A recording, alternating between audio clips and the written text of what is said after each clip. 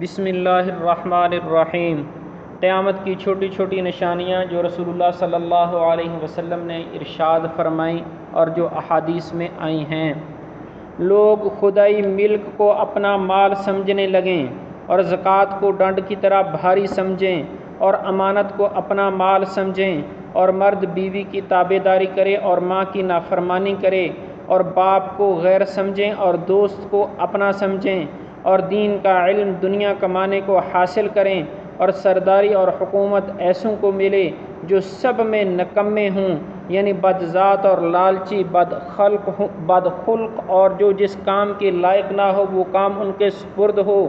اور لوگ ظالموں کی تعظیم اور خاطر اس خوف سے کریں کہ یہ ہم کو تکلیف نہ پہنچائیں، اور شراب کھلم کھلا پی جانے لگے، اور ناچنے گانے والی عورتوں کا رواج ہو جائے، اور ڈھولک، سارنگی، طبلہ اور ایسی چیزیں کثرت سے ہو جائیں، اور پچھلے لوگ امت کے پہلے بزرگوں کو برا بلا کہنے لگیں۔ رسول اللہ صلی اللہ علیہ وسلم فرماتے ہیں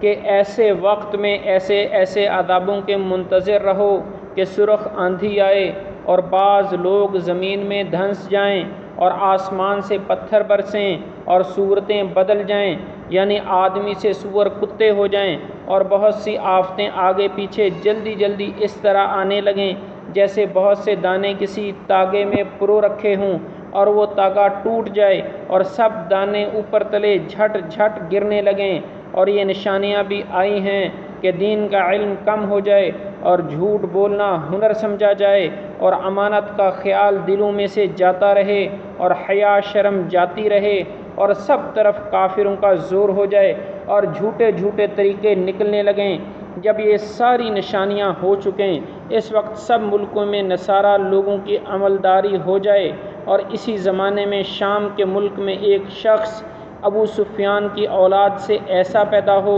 کہ بہت سیدوں کا خون کرے، اور شام اور مصر میں اس کے حکم احکام چلنے لگیں۔ اسی عرصہ میں روم کے مسلمان بادشاہ کی نصارہ کی ایک جماعت سے لڑائی ہو اور نصارہ کی ایک جماعت سے صلح ہو جائے۔ دشمن جماعت شہر قسطنطنیہ پر چڑھائی کر کے اپنا عمل دخل کر لیں، وہ بادشاہ اپنا ملک چھوڑ کر شام کے ملک میں چلا جائے، اور نصارہ کی جس جماعت سے صلح اور میل ہو اس جماعت کو اپنے ساتھ شامل کر کے اس دشمن جماعت سے بڑی بھاری لڑائی ہو اور اسلام کے لشکر کو فتح ہو۔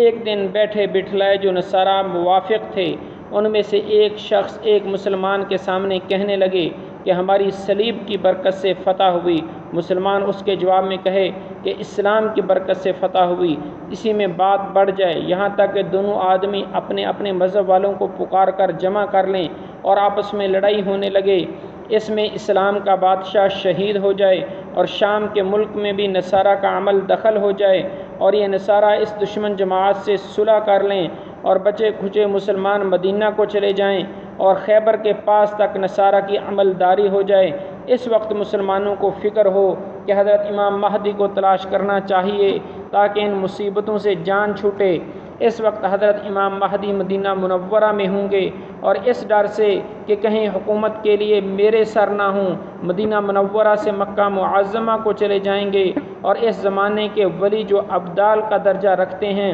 سب حضرت امام علیہ السلام کی تلاش میں ہوں گے، اور بعض لوگ جھوٹ موٹ بھی دعوی مہدی ہونے کا کرنا شروع کر دیں گے، غرض امام خانہ کعبہ کا طواف کرتے ہوں گے اور حجر اسود اور مقام ابراہیم کے درمیان میں ہوں گے، اور بعض نیک لوگ ان کو پہچان لیں گے اور ان کو زبردستی گھیر گھار کر ان سے حاکم بنانے کی بیعت کر لیں گے، اور اسی بیعت میں ایک آواز آسمان سے آئے گی جس کو جتنے وہاں موجود ہوں گے سنیں گے۔ وہ آواز یہ ہوگی کہ یہ اللہ تعالیٰ کے خلیفہ یعنی حاکم بنائے ہوئے امام مہدی ہیں، اور حضرت امام کے ظہور سے بڑی نشانیاں قیامت کی شروع ہوتی ہیں۔ غرض جب آپ کی بیعت کا قصہ مشہور ہوگا تو مدینہ منورہ میں جو فوجیں مسلمانوں کی ہوں گی وہ مکہ چلی آئیں گی، اور ملک شام اور عراق اور یمن کے ابدال اور اولیاء سب آپ کی خدمت میں حاضر ہوں گے، اور بھی عرب کی بہت سی فوجیں جمع ہو جائیں گی۔ جب یہ خبر مسلمانوں میں مشہور ہوگی، ایک شخص خراساں سے حضرت امام کی مدد کے واسطے ایک بڑی فوج لے کر چلے گا، جس کے لشکر کے آگے چلنے والے حصے کے سردار کا نام منصور ہوگا، اور راہ میں بہت سے بددینوں کی صفائی کرتا جائے گا۔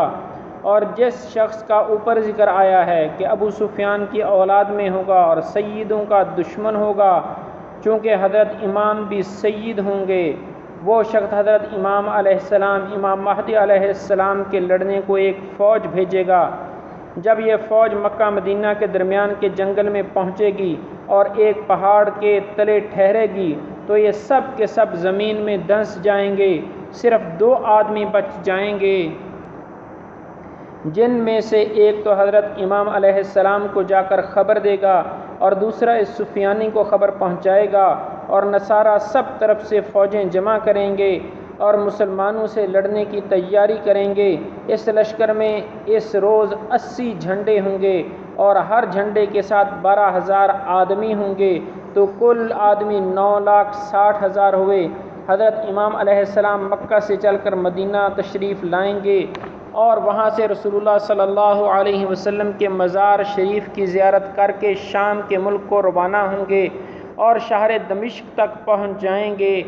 کہ دوسری طرف سے نصارہ کی فوج مقابلہ میں آ جائے گی۔ حضرت امام علیہ السلام کی فوج 3 حصے ہو جائے گی، ایک حصہ تو بھاگ جائے گا، ایک حصہ شہید ہو جائے گا اور ایک حصہ کو فتح ہوگی۔ اور اس شہادت اور فتح کا قصہ یہ ہوگا کہ حضرت امام نصارہ سے لڑنے کو لشکر تیار کریں گے اور بہت سے مسلمان آپس میں قسم کھائیں گے کہ بے فتح کیے ہوئے نہ ہٹیں گے، پس سارے آدمی شہید ہو جائیں گے، صرف تھوڑے سے آدمی بچیں گے، جن کو لے کر حضرت امام علیہ السلام اپنے لشکر میں چلے آئیں گے۔ اگلے دن پھر اسی طرح کا قصہ ہوگا کہ قسم کھا کر جائیں گے اور تھوڑے سے بچ کر آئیں گے، اور تیسرے دن بھی ایسا ہی ہوگا۔ آخر چوتھے روز یہ تھوڑے سے آدمی مقابلہ کریں گے اور اللہ تعالی فتح دیں گے۔ پھر کافروں کے دماغ میں حوصلہ حکومت کا نہ رہے گا۔ اب حضرت امام علیہ السلام ملک کا بندوبست شروع کریں گے اور سب طرف فوجیں روانہ کریں گے اور خود ان سارے کاموں سے نمٹ کر قسطنطنیہ فتح کرنے کو چلیں گے۔ جب دریائے روم کے کنارے پر پہنچیں گے، بنو اسحاق کے 70 آدمی کو کشتیوں پر سوار کر کے اس شہر کے فتح کرنے کے واسطے تجویز کریں گے۔ جب یہ لوگ شہر کی فصیل کے مقابل پہنچیں گے، اللہ اکبر بآواز بلند کہیں گے، اس نام کی برکت سے شہر پناہ کے سامنے کی دیوار گر پڑے گی اور مسلمان حملہ کر کے شہر کے اندر گھس پڑیں گے اور کفار کو قتل کریں گے اور خوب انصاف اور قاعدے سے ملک کا بندوبست کریں گے۔ اور حضرت امام علیہ السلام سے جب بیعت ہوئی تھی، اس وقت سے اس فتح تک 6 سال یا 7 سال کی مدت گزرے گی۔ حضرت امام علیہ السلام یہاں کے بندوبست میں لگے ہوں گے کہ ایک جھوٹی خبر مشہور ہوگی کہ یہاں کیا بیٹھے ہو، وہاں شام میں دجال آ گیا اور تمہارے خاندان میں فتنہ و فساد کر رہا ہے۔ اس خبر پر حضرت امام علیہ السلام شام کی طرف سفر کریں گے اور تحقیق حال کے واسطے 9 یا 5 سواروں کو آگے بھیج دیں گے۔ ان میں سے ایک شخص آ کر خبر دے گا کہ وہ خبر محض غلط تھی، ابھی دجال نہیں نکلا۔ حضرت امام علیہ السلام کو اطمینان ہو جائے گا اور پھر سفر میں جلدی نہ کریں گے، اطمینان کے ساتھ درمیان کے ملکوں کا بندوبست دیکھتے بھالتے شام میں پہنچیں گے۔ وہاں پہنچ کر تھوڑے ہی دن گزریں گے کہ دجال بھی نکل پڑے گا، اور دجال یہودیوں کی قوم میں سے ہوگا۔ اول شام اور عراق کے درمیان میں سے نکلے گا اور دعویٰ نبوت کا کرے گا، پھر اصفہان میں پہنچے گا اور وہاں کے 70,000 یہودی اس کے ساتھ ہو جائیں گے اور خدائی کا دعویٰ شروع کر دے گا۔ اسی طرح بہت سے ملکوں پر گزرتا ہوا یمن کی سرحد تک پہنچے گا اور ہر جگہ سے بہت سے بددین ساتھ ہوتے جائیں گے، یہاں تک کہ مکہ معظمہ کے قریب آخر ٹھہرے گا، لیکن فرشتوں کی حفاظت کی وجہ سے شہر کے اندر نہ جانے پائے گا۔ پھر وہاں سے مدینہ کا ارادہ کرے گا اور وہاں بھی فرشتوں کا پہرا ہوگا، جس سے اندر نہ جانے پائے گا، مگر مدینہ کو 3 بار حالن آئے گا، زلزلہ، اور جتنے آدمی دین میں سست اور کمزور ہوں گے سب زلزلے سے ڈر کر مدینے سے باہر نکل کھڑے ہوں گے اور دجال کے پھندے میں پھنس جائیں گے۔ اس وقت مدینہ میں کوئی بزرگ ہوں گے جو دجال سے خوب بحث کریں گے۔ دجال جھنجھلا کر ان کو قتل کر دے گا اور پھر زندہ کر کے پوچھے گا، اب تو میرے خدا ہونے کے قائل ہوتے ہو، اب تو میرے خدا ہونے کے قائل ہوتے ہو۔ وہ فرمائیں گے کہ اب تو اور بھی یقین ہو گیا کہ تو دجال ہے۔ پھر وہ ان کو مارنا چاہے گا مگر اس کو کچھ بس نہ چلے گا اور اس بزرگ پر کوئی چیز اثر نہ کرے گی۔ وہاں سے دجال ملک شام کو روانہ ہوگا، پھر دمشق کے قریب پہنچے گا اور حضرت امام وہاں پہلے سے پہنچ چکے ہوں گے اور لڑائی کے سامان میں مشغول ہوں گے کہ عصر کا وقت آ جائے گا اور مؤذن اذان کہے گا اور لوگ نماز کی تیاری میں ہوں گے کہ اچانک حضرت عیسیٰ علیہ السلام 2 فرشتوں کے کندھوں پر ہاتھ رکھے ہوئے آسمان سے اترتے نظر آئیں گے اور جامع مسجد کی مشرق کی طرف کے مینارے آ کر ٹھہریں گے اور وہاں سے زینہ لگا کر نیچے تشریف لائیں گے۔ حضرت امام سب لڑائی کا سامان ان کے سپرد کرنا چاہیں گے۔ وہ فرمائیں گے لڑائی کا انتظام آپ ہی رکھیں، میں خاص دجال کے قتل کرنے کو آیا ہوں۔ غرض جب رات گزر کر صبح ہوگی حضرت امام لشکر کو آراستہ فرمائیں گے اور حضرت عیسیٰ علیہ السلام ایک گھوڑا ایک نیزہ منگا کر دجال کی طرف بڑھیں گے اور اہل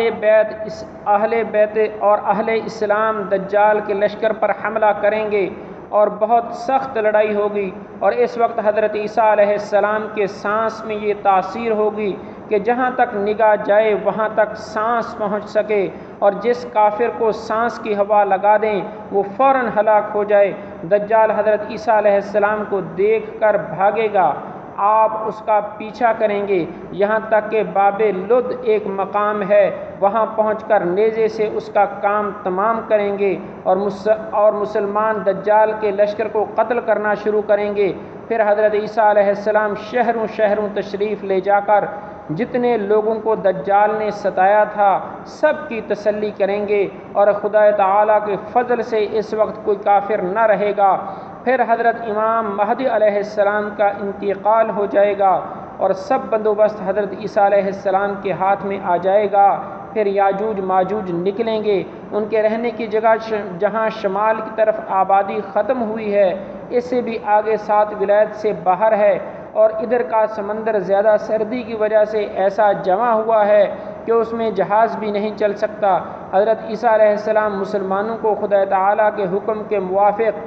کوہ طور پہاڑ پر لے جائیں گے اور یاجوج ماجوج بڑی ادھم مچائیں گے، آخر کو اللہ تعالیٰ ان کو ہلاک کریں گے اور حضرت عیسیٰ علیہ السلام پہاڑ سے اتر آئیں گے اور 40 برس کے بعد حضرت عیسیٰ علیہ السلام وفات فرمائیں گے اور ہمارے پیغمبر امام کے روضہ میں دفن ہوں گے اور ہمارے پیغمبر صلی اللہ علیہ وسلم کے روضہ میں دفن ہوں گے، اور آپ کی گدی پر ایک شخص ملک یمن کے رہنے والے بیٹھیں گے جن کا نام جحجاح ہوگا اور قحطان کے قبیلے سے ہوں گے اور بہت دینداری اور انصاف کے ساتھ حکومت کریں گے۔ ان کے بعد آگے پیچھے اور کئی بادشاہ ہوں گے، پھر رفتہ رفتہ نیک باتیں کم ہونا شروع ہوں گی اور بری باتیں بڑھنے لگیں گی۔ اس وقت آسمان پر ایک دھواں سا چھا جائے گا اور زمین پر برسے گا جس سے مسلمانوں کو زکام اور کافروں کو بے ہوشی ہوگی۔ 40 روز کے بعد آسمان صاف ہو جائے گا اور اسی زمانے کے قریب بقرہ عید کا مہینہ ہوگا۔ 10ویں تاریخ کے بعد دفعتاً ایک رات اتنی لمبی ہوگی کہ مسافروں کا دل گھبرا جائے گا اور بچے سوتے سوتے اکتا جائیں گے اور چوپائے جانور جنگل میں جانے کے لیے چلانے لگیں گے اور کسی طرح صبح نہ ہوگی، یہاں تک کہ تمام آدمی ہیبت اور گھبراہٹ سے بے قرار ہو جائیں گے۔ جب 3 راتوں کی برابر وہ رات ہو چکے گی اس وقت سورج تھوڑی روشنی لیے ہوئے جیسے گہن لگنے کے وقت ہوتا ہے مغرب کی طرف سے نکلے گا۔ اس وقت کسی کا ایمان یا توبہ قبول نہیں ہوگی۔ جب سورج اتنا اونچا ہو جائے گا جتنا دوپہر سے پہلے ہوتا ہے پھر خدا تعالیٰ کے حکم سے مغرب ہی کی طرف لوٹے گا اور دستور کے موافق غروب ہوگا، پھر ہمیشہ اپنے قدیم قاعدے کے موافق روشن اور رونق دار نکلتا رہے گا۔ اس کے تھوڑے ہی دن کے بعد صفا پہاڑ جو مکہ میں ہے زلزلہ آ کر پھٹ جائے گا اور اس جگہ سے ایک جانور بہت عجیب شکل و صورت کا نکل کر لوگوں سے باتیں کرے گا اور بڑی تیزی سے ساری زمین میں پھر جائے گا، اور ایمان والوں کی پیشانی پر حضرت موسیٰ علیہ السلام کے عصا سے نورانی لکیر کھینچ دے گا جس سے سارا چہرہ اس کا روشن ہو جائے گا، اور بے ایمان کی ناک یا گردن پر حضرت سلیمان علیہ السلام کی انگوٹھی سے سیاہ مہر کر دے گا جس سے اس کا سارا چہرہ میلا ہو جائے گا، اور یہ کام کر کے وہ غائب ہو جائے گا۔ اس کے بعد جنوب کی طرف سے ایک ہوا نہایت فرحت دینے والی چلے گی، اس سے سب ایمان والوں کی بغل میں کچھ نکل آئے گا جس سے وہ مر جائیں گے۔ جب سب مسلمان مر جائیں گے اس وقت کافر خبیثوں کا ساری دنیا میں عمل دخل ہو جائے گا، اور وہ لوگ خانہ کعبہ کو شہید کریں گے، اور حج بند ہو جائے گا، اور قرآن شریف دلوں سے اور کاغذوں سے اٹھ جائے گا، اور خدا کا خوف اور خلقت کی شرم سب اٹھ جائے گی، اور کوئی اللہ اللہ کہنے والا نہ رہے گا۔ اس وقت ملک شام میں بہت ارزانی ہوگی، لوگ اونٹوں پر اور سواریوں پر پیدل ادھر جھک پڑیں گے، اور جو رہ جائیں گے ایک آگ پیدا ہوگی اور سب کو ہانکتی ہوئی شام میں پہنچا دے گی۔ اور حکمت اس میں یہ ہے کہ قیامت کے روز سب مخلوق اسی ملک میں جمع ہوگی، پھر وہ آگ غائب ہو جائے گی، اور اس وقت دنیا کی بڑی ترقی ہوگی۔ 3-4 سال اسی حال سے گزریں گے کہ دفعتاً جمعہ کے دن محرم کی 10ویں تاریخ صبح کے وقت سب لوگ اپنے اپنے کام میں لگے ہوں گے کہ سور پھونک دیا جائے گا۔ اول ہلکی ہلکی آواز ہوگی، پھر اس قدر بڑھے گی کہ اس کی ہیبت سے سب مر جائیں گے، زمین و آسمان پھٹ جائیں گے اور دنیا فنا ہو جائے گی۔ اور جب آفتاب مغرب سے نکلا تھا اس وقت سے سور کے پھونکنے تک 120 برس کا زمانہ ہوگا۔ اس سور پھونکنے کے بعد قیامت کا دن شروع ہوگا۔ اللہ تعالی ہم سب کی قیامت کی ہولناکی سے حفاظت فرمائے، آمین۔